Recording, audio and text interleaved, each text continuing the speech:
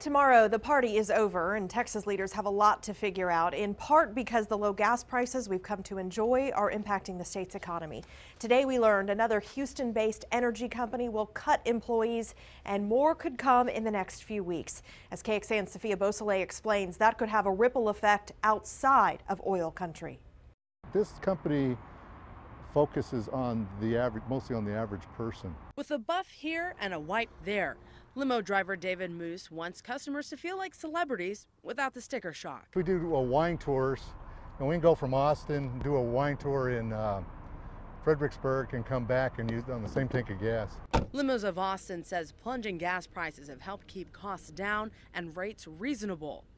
While many of us have enjoyed filling up at the pump for less than $2 a gallon, and we may have more money in our pockets, but the low gas prices are hurting the Texas oil industry. We've diversified the economy, but there will be some pain. Former Texas lawmaker and professor at UT, Sherry Greenberg, says she expects to see more layoffs in the oil industry. Just last week, Houston-based oil company Schlumberger said it would cut 9,000 workers worldwide. Now Baker Hughes says it will lay off some 7,000 people. So it is a mixed bag, depending on whether you're talking about perhaps the population in general in Texas benefiting from the lower gas prices and having more change in their pockets versus people who specifically in that industry may be affected. In the meantime, companies that depend on gas every day will take advantage of the cheaper fill-ups.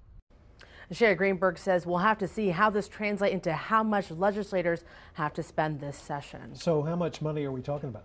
Well, as you remember, last week we talked about the comptroller's release, about $113 billion. And Greenberg tells us that that money can be adjusted. So we'll have to pay attention to see what happens in the spring as we obviously keep our eyes on the dropping oil prices. We will be paying attention. Sophia Beausoleil, thanks so much. So where will gas prices go this year? Well, it depends on who you ask. The federal government expects regular gas to average around $2.33 per gallon this year. That's about $1 less than last year's average. That same agency expects prices to rise about 40 cents next year. Others in the industry expect a bigger spike. Former Shell executive John Hoffmeister predicts we could see $4 a gallon for gas by the end of the year.